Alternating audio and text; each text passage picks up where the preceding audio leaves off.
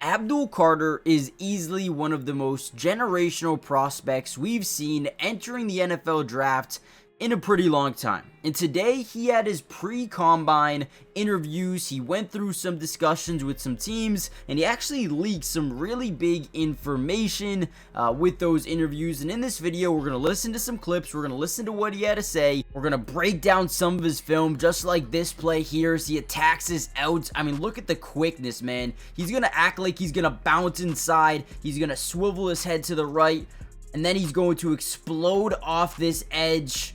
Unbelievable. Look at the way he lowers his center of gravity, gets underneath that right tackle's shoulder. You see only elite guys in the NFL have this move, and he already has it coming out of college. We're going to do everything we need to do in this video to keep you guys updated on Abdul Carter. I'm going to tell you exactly why I think he's going to go #1 overall.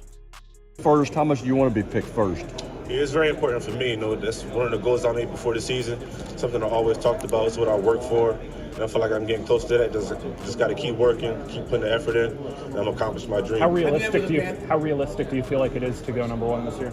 I feel like it's very realistic. And I feel like I'm the best player in the country, and the best player should be selected #1. Have you met with the Panthers? Now, obviously, the Tennessee Titans are the team that currently holds that #1 pick, but we heard a little bit of news yesterday that they could be potentially moving back to #2 or #3, so easily Abdul Carter is up for grabs, but I think ultimately he is the best player with the highest floor and the highest ceiling in this year's NFL draft. I mean, another big-time play here by Abdul Carter as he acts like he's about to attack the outside. He sees this running back coming over to chip, and then boom, right? He's going to explode through that C gap and or the B gap, excuse me, and just explode to the quarterback, take him down the backfield. Again, Abdul Carter is so impressive. Everything that he does, he's got so many different pass rush moves in his arsenal already, and this dude's only going to be a rookie. I mean, he's unbelievable.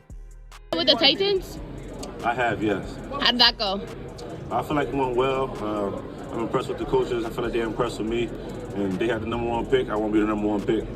Now, obviously, he has already met with the Tennessee Titan coaches, but that doesn't mean he's specifically going there. He also met with some other teams as well, like the Cleveland Browns, the New England Patriots, the New York Giants, right? He met with a bunch of the teams up there at the top who all could be in play for Abdul Carter at #1 if they wanted to trade up, or maybe he could fall as well. But again, look at this play here. He's going to attack the outside shoulder. He's going to get face mask just a little bit, but watch him lower that shoulder, get underneath the right shoulder pad of this tackle, and completely, right, hook through and then fight through.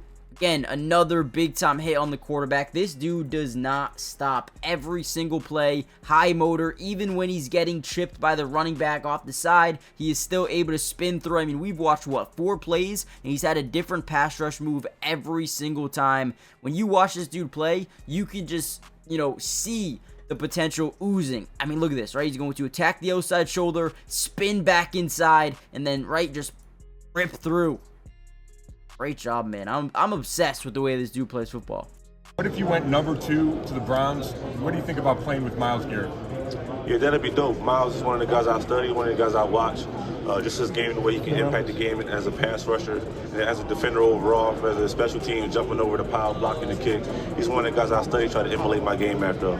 Now, one of the teams he met with was the Cleveland Browns, and they discussed a little bit of how he would work with Myles Garrett, and this dude was, excited, right? Obviously, Myles Garrett is one of those guys that are one of the premier, elite, and probably the best pass rusher in football right now, and if you add Abdul Carter on the other side of Myles Garrett, that might be the deadliest pass rush that the NFL has ever seen. And again, that is a possibility. Maybe the Tennessee Titans go out and draft a guy like Cam Ward at #1.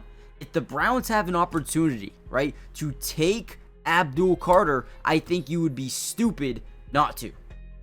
Again, the most important thing in football is getting to the quarterback. We saw the Philadelphia Eagles dominate in the trenches last year, getting to opposing quarterbacks, creating pressure. Man, Abdul Carter and Myles Garrett would be a nightmare for offensive coordinators. Abdul, have you had a chance to meet Patriots coach Mike Vrabel, and if so, what were your impressions of him? Very serious, very upfront guy.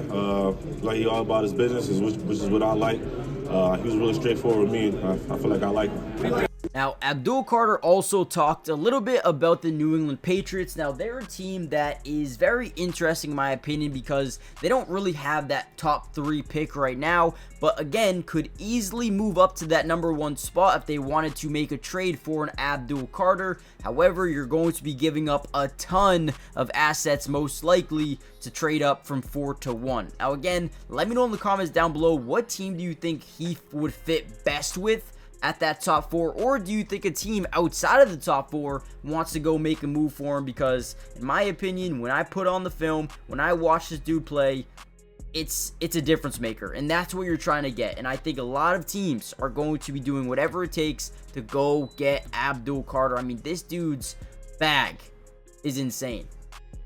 All right, another one, another great spin move. Look at this, dude. Right here, ended up drawing pressure, getting an interception, or forcing an interception. Look at this. Goes to the outside, sees that chip coming once again. He's going to get all that power onto that back foot of the tackle as the chip coming. He's going to reach the point of attack and then spin again through that B gap. Unbelievable job by Abdul Carter. He's so quick, got elite footwork. And this is something that's only going to get better with time here, especially once he gets that NFL coaching. Oh, here's another one, right? Going through the A gap. We'll watch that next. But again, when you can actually line up over that A gap and attack the center, again, that versatility to line up in multiple different spots. This dude reminds me a ton of Micah Parsons, man. Line him up everywhere. Let him work. Now he's just going to power through the center. He's got that in his bag as well. Again, forcing another, pass out, early by the quarterback. But again, this dude can literally do everything.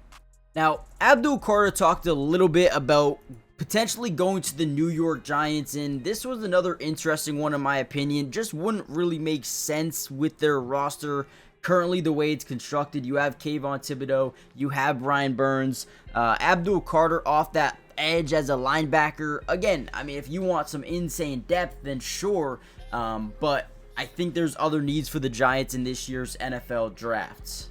Now, I simulated a little bit of a mock draft, only going like 12 picks in, and what I saw was Abdul Carter going number 1 overall to the Tennessee Titans. I just think this makes the most sense, but I also would not be surprised at all if a team like the Patriots wanted to move up to number 1 to snag the best player in this draft. I don't think anyone else would really give up,